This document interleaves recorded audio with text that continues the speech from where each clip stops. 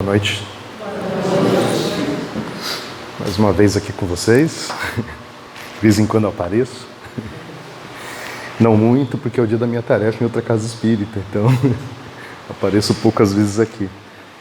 Mas interessante a gente começar assim. Até vocês mudaram o modelo desde a última vez que eu vim, né? Vocês leram todo o Evangelho e agora eu vou fazer um comentário. Até facilita, né? Porque até quando a gente vai estudar, é interessante a gente ler continuamente algo. Isso a gente tem que ensinar para os nossos filhos, né?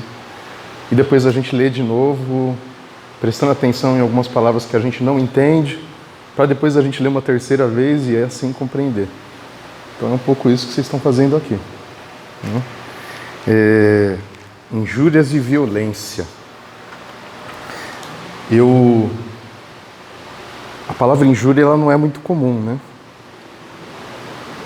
Eu acho que se tiver algum advogado aqui que me perdoe, eu vou tentar explicar um pouco o que é injúria, né? Porque eu também me confundo às vezes um pouco. Quando a gente fala de injúria, a gente lembra logo de calúnia, difamação e injúria. E a gente não sabe a diferença dessas três coisas.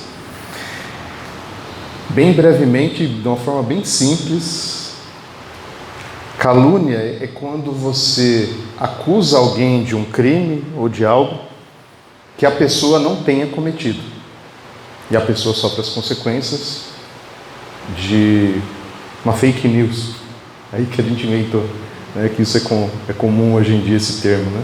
Uma mentira que a gente inventou, que alguém inventou sobre alguém, sobre um crime que ela tenha cometido, mas que ela não cometeu. Difamação é quando a pessoa pode até ter cometido um crime, pode até ter tido uma falha, mas o crime aí de quem espalha aquela notícia, mesmo que ela seja verdadeira, é um crime porque expõe a pessoa.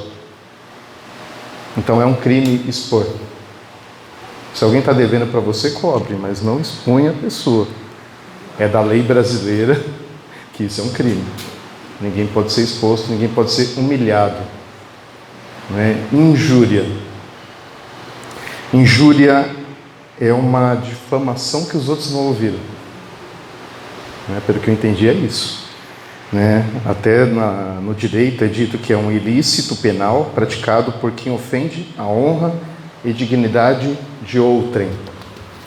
Então, ou seja, não é que a pessoa cometeu um erro, um crime, nada. A injúria é quando você usa algo que a pessoa talvez da cultura, da forma de vida dela, como se isso fosse algo negativo. Então você expõe a pessoa, às vezes nem por uma coisa que é errada. Então, é dito até aqui, sobre injúria, que a imputação de ofensa à vítima atinge o que ela vê e entende sobre si mesma. Não se trata de aspecto da imagem perante a sociedade, mas a imagem que a própria pessoa, sobre a própria honra do cidadão. E é dito aqui também que existe, pensando aqui na lei brasileira, existe possibilidade de pena de reclusão de 1 a 3 anos e multa quando houver a utilização de elementos referentes à raça, cor, etnia, religião, origem ou condição da pessoa idosa ou deficiente. Normalmente a gente escuta falar sobre injúria quando é injúria racial, principalmente a racial, né? Mas também tem esses outros aspectos. Então, a pessoa é deficiente físico e alguém humilha ela por conta daquela condição, né? A pessoa já tem uma dificuldade por ter a vida com uma certa deficiência.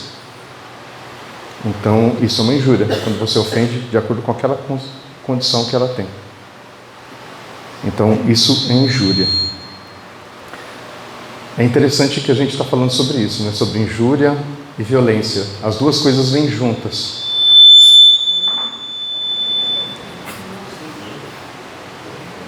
Vamos lá. Isso é uma violência.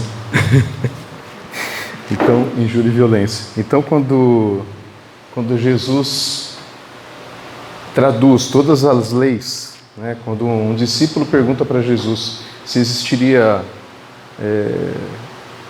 leis, né, que a gente poderia usar, que talvez solucionasse o nosso problema, né? Jesus fala sobre lei de amor, né?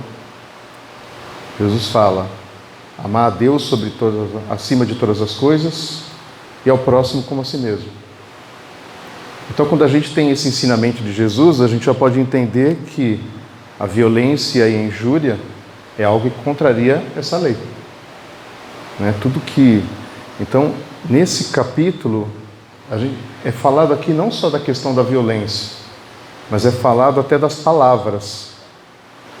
Então, a gente tem que tomar muito cuidado com as palavras que a gente usa, né? Aqui teve um termo raca, um termo que a gente nem sabe direito o que é isso, mas era um termo para soltar uma praga com alguém, né? Maldizer alguém. E hoje na internet a gente comete diversos erros, né? Às vezes uma pessoa que você nem conhece, você faz um comentário e você pode prejudicar muito aquela pessoa, né? Você não sabe o estado mental que ela está passando, um estado emocional, e de repente um comentário que você faz destrói a vida daquela pessoa. Isso é contrário à lei de amor e caridade. Então, esse ensinamento de Jesus, amar a Deus acima de todas as coisas, não precisaria nem no segundo. Porque se a gente ama a Deus acima de todas as coisas, a gente ama tudo que é criado por Deus. E isso engloba tudo que Deus criou. Deus criou a nós mesmos, então a gente tem que respeitar a nós mesmos, a gente tem que respeitar o outro, a gente tem que respeitar a natureza, o planeta.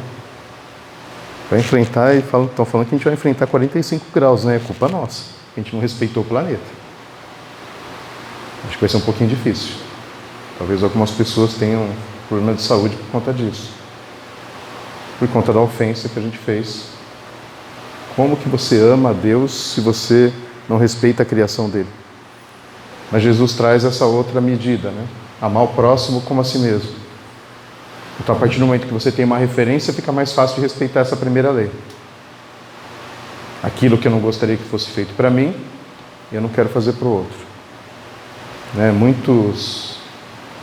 Muito tempo antes de Jesus, já existia um filósofo chamado Confúcio, que quando um discípulo perguntou para ele se existia uma lei que poderia resolver todos os problemas do mundo, ele disse sim, é a lei da reciprocidade. Ou seja, a mesma coisa que Jesus disse muitos anos depois. Não fazer ao outro aquilo que você não quer que façam a você. Isso é empatia, né? Que outras religiões podem usar o termo empatia, compaixão e tantos outros termos que significam a mesma coisa, essa mesma ideia. Na pergunta 886 do nosso Livro dos Espíritos, é perguntado o que seria a caridade para Jesus. E é dito que é a benevolência para com todos, sem exceção. Sem exceção, todos. Até aquela pessoa que me tira do sério. Seja na família, no trabalho, em qualquer lugar. Todos, é benevolência. É indulgência para os erros alheios. Então, mesmo que a pessoa errou, é claro que você pode orientar, você pode tentar melhorar a vida daquela pessoa com conselhos, uma conversa reservada, sem expor a pessoa, né? E não praticar a difamação, né? A injúria, né? Então, e o terceiro ponto seria o perdão das ofensas. É difícil, né, fazer isso, a gente não é perfeito, mas a gente já sabe que é errado, isso já é um bom caminho. Se a gente ainda pratica isso, mas quando a gente vai praticar esses erros, né, isso que é contrário à caridade, que é contrário à benevolência, que é contrário à indulgência, que é contrário ao perdão, ou seja, que é contrário ao amor, que a gente tanto fala aqui todas as semanas, se pelo menos eu consigo identificar que eu cometi ali um erro, já é um avanço. Pequeno, mas já é um avanço. Então é interessante isso. Que a gente se auto-observe para perceber onde a gente ainda erra, sabendo que está errando. Então, foi dito aqui no nosso Evangelho que toda palavra ofensiva ela exprime um sentimento contrário à lei de amor e caridade. Então, por isso que é dito isso aqui. Se a gente for pensar também nessa questão da violência e da injúria e na lei de amor e caridade, a gente pode fazer uma reflexão também que a gente fez um planejamento reencarnatório para poder estar aqui nessa experiência corpórea. Nós somos um espírito eterno que já passou por diversas vidas, que está tendo aqui mais uma chance de uma experiência corpórea. A gente tinha pouca consciência dos nossos atos nas primeiras existências, quando éramos ainda primitivos, e à medida que a gente foi tendo várias vidas, a gente foi adquirindo mais experiências, e hoje a nossa sociedade, a nossa civilização, ela já tem leis que permitem que a gente viva com um maior respeito. Mesmo que às vezes a gente não tenha realmente esse respeito, mas por uma questão legal, às vezes a gente acaba respeitando o outro. Então começa pela lógica para depois ser pelo coração. A gente tem estatuto do idoso. Precisaria? Deveria ser óbvio, né? Não deveria precisar de um estatuto de idoso. Da criança e do adolescente, uma Constituição. A gente não precisaria de códigos, direitos do consumidor. A gente deveria confiar em quem a gente consome, né? E a gente deveria também oferecer um produto bom para quem compra o nosso serviço. Deveria fazer isso com respeito. Mas a gente ainda não faz, então precisa de leis ainda. Ainda é necessário. Olha que coisa, né? Jesus falou que tinha 2 leis, né? Amar a Deus acima de todas as coisas e o próximo como a si mesmo. Mas a gente tem que criar tudo isso de lei, porque a gente ainda não consegue, né, compreender essas duas. Ou porque a gente tem que se prevenir do outro, ou porque o outro tem que se prevenir da gente. Né? É os dois lados. Não é uma coisa ou a outra, são as duas. Né? Então, planejamento reencarnatório, a gente planejou viver em sociedade. Se a gente voltasse para essa vida e a gente não fosse se relacionar com as pessoas, pode ser que ela tivesse alguma serventia, mas ia ser muito menor do que você viver em sociedade. Você planejou viver em sociedade. E vários trabalhadores espirituais, existe uma lei, várias leis, aliás, aqui no Livro dos Espíritos, eu falei de uma delas, né? Da lei de amor e caridade. Mas a gente planeja uma nova reencarnação não sozinhos, a gente planeja com outras pessoas. Foi definido que a gente nasceria num determinado país, num determinado local daquele país, num determinado momento histórico, né? A gente está aqui vivendo aqui, ó, momento de sair de provas e expiações para regeneração. Olha só, hein? Talvez a gente já tenha passado por isso e tenha sido exilado lá de um outro planeta, porque a gente estava atrapalhando a evolução deles. Talvez a gente esteja vivendo essa transição pela segunda vez, ou sei lá, se mais vezes. Espero que seja a primeira vez que ele esteja passando. Todos nós aqui. Então a gente pode entender que nós somos, cada um de nós é uma engrenagem de uma máquina. E nós éramos engrenagem, nós éramos pecinhas dessa máquina muito imperfeitas. Era uma máquina muito precária. Mas a partir do momento que a gente foi tendo essas várias experiências corpóreas, a gente foi se aperfeiçoando. Então cada um de nós é uma peça aperfeiçoada. O que cada um faz interfere no outro. Até quando a gente faz uma oração, né, a gente interfere. A gente faz o evangelho no lar, a gente interfere na quadra inteira, né, no prédio inteiro que a gente mora. Então todos os nossos atos interferem nos outros. A gente decidiu vir na família que a gente veio, a gente decidiu ter os filhos que a gente tem, talvez os colegas de trabalho. Nossos mentores trabalham muito, né, como foi dito aqui, né? A gente dá bastante trabalho, né, para os nossos mentores. E a gente tem que viver uma vida de relações. É isso que faz a gente evoluir. A experiência que a gente tem com o outro. Eu sou um artista marcial, eu faço karatê, né? Além da musculação que eu fazia com você. Não adianta eu querer aprender karatê sozinho, eu tenho que ter meu adversário. Como que eu vou saber se eu aprendi a lição? Tem que colocar em prática. Não para machucar ele, mas para ver se funciona o que eu aprendi. E para ele também ver se funciona o que ele aprendeu. E a gente é amigo. Pode dizer até que a gente se ama. Né? Grandes amigos, irmãos, é uma família. Não quero machucar ele. Mas a gente se permite, às vezes até alguns machucados, a gente provoca alguns machucados para a nossa evolução. A gente faz exercícios que às vezes dói no dia seguinte, né? Para a nossa evolução. Então o outro é necessário. As outras pessoas são necessárias para a nossa evolução. A gente tem que viver uma vida de relação e a gente tem que fazer isso da melhor forma possível, com amor e caridade. Ofendendo o mínimo possível as pessoas. Hoje na empresa eu estava numa conversa em 5 pessoas que a gente estava acertando a relação. Contra uma confusão que deu um conflito. Eu acho que a gente resolveu da melhor forma possível. Olha que legal, né? No dia que eu dar essa palestra aqui, esse estudo, eu tive que fazer uma conversa, não só eu, né? Os 5. A gente resolveu sentar numa sala, sem ninguém ver, sem falar para ninguém que estava fora, o que estava acontecendo ali, porque não precisa expor ninguém. E a gente se acertou. Talvez a nossa vida esteja resolvida, talvez não esteja. Mas a gente já falou, daqui a um mês a gente volta a conversar para ver se resolveu mesmo. É assim que tem que ser. Não precisa expor ninguém. Porque realmente o motivo daquele conflito é que uma das pessoas que estava na reunião havia exposto outra. Era difamação. Então a gente estava resolvendo isso. Que coisa, né? Interessante. Coincidências não existem.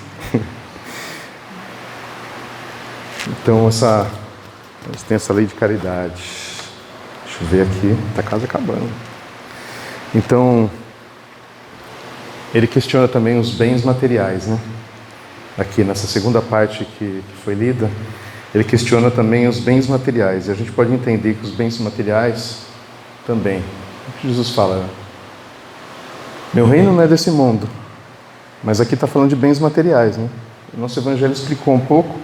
A gente precisa ter essa experiência corpórea, ter acesso aos bens materiais, até para testar a gente. É uma prova. Tudo que a gente tem de bem material é uma prova. Começando pelo nosso corpo, nossa beleza, nossa força, inteligência, até a riqueza, dinheiro, né? Bens materiais. Tudo é um teste para a gente, é uma prova. A gente está sendo colocado à prova.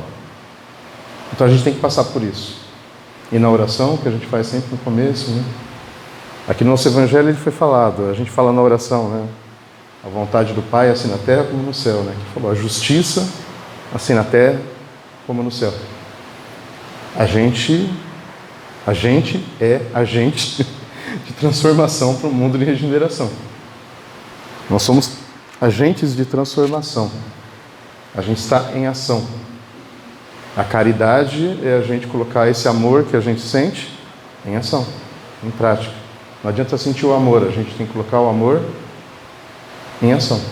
Isso é feito através da caridade. Então, eu vou pular um monte de coisa aqui, viu? Então ele fala do necessário e do supérfluo. E a gente pode até entender que Santo Agostinho ele fala muito isso, né? Aqui no finalzinho ele fala sobre as relações, né? Do forte, do fraco, do sábio e do não sábio. Então Santo Agostinho, quando ele fala dos mundos felizes, a gente está entrando numa terceira classe de mundo que é a regeneração. Mundos felizes seria a quarta, depois ainda tem a quinta. Eles falam que nos mundos felizes os sábios, quem sabe mais ensina quem sabe menos. Não existe explorados e exploradores, porque os mais fortes ajudam os mais fracos. Todos têm o necessário. Todos têm o necessário. Quem tem mais é realmente pelo mérito, não é o mérito que a gente conhece aqui. Né? De acordo com as nossas vivências, muitas vezes viciosas. Né?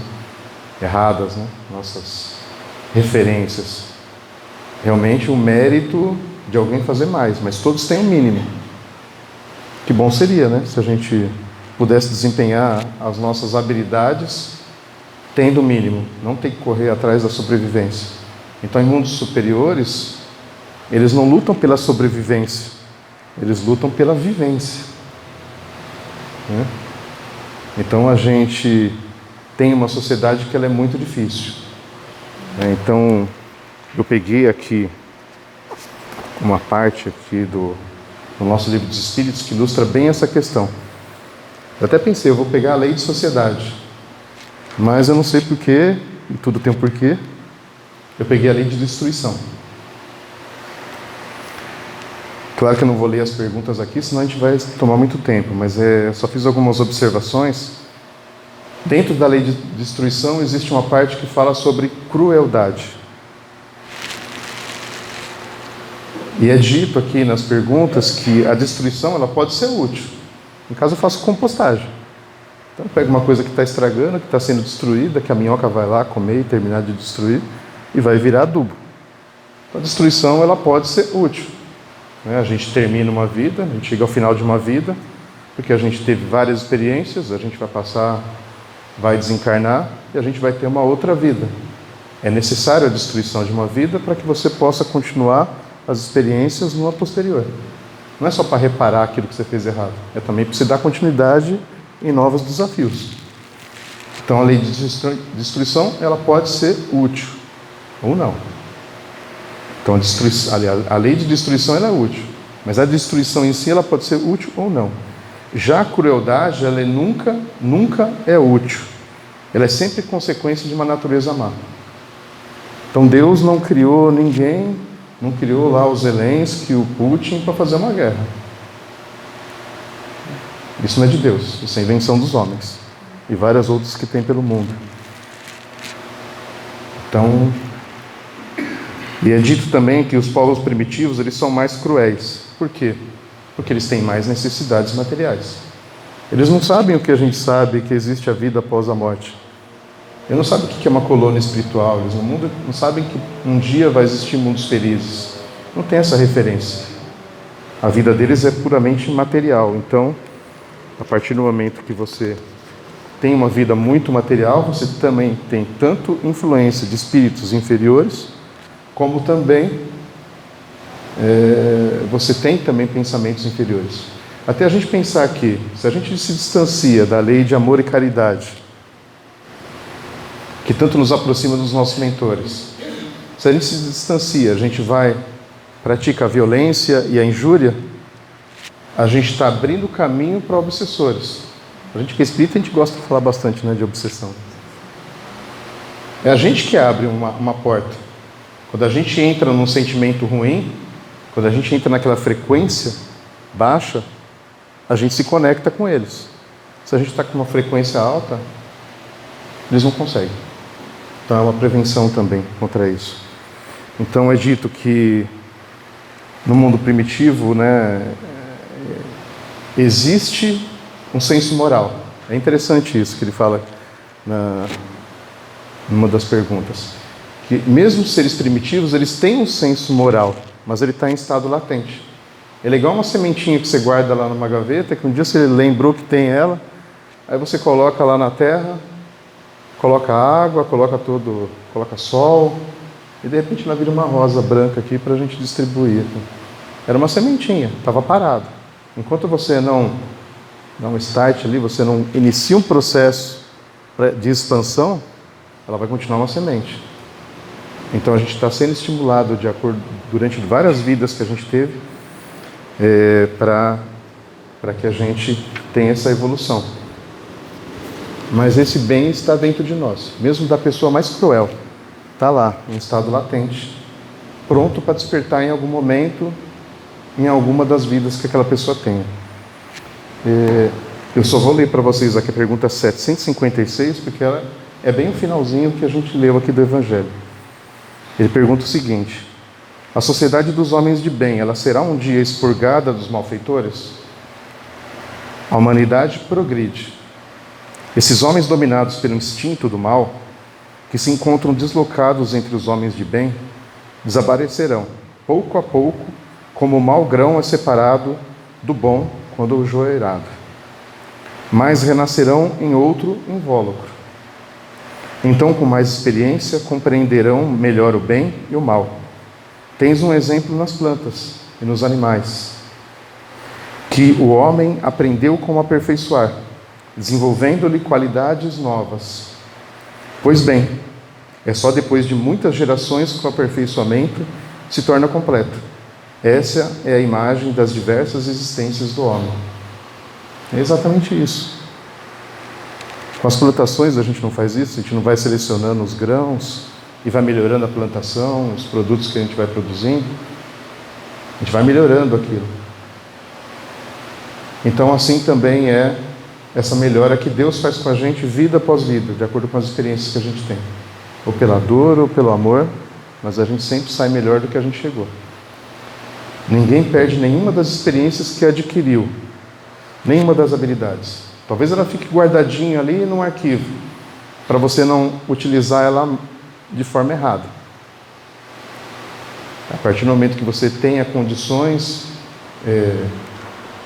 morais, talvez aquela habilidade volte ativa e você consiga usar ela de novo. Talvez em alguns momentos a gente tenha algumas habilidades ali aprisionadas, mas ela nunca é perdida. Já nossos vícios, quando a gente tomar consciência deles, a gente não vai ter de novo.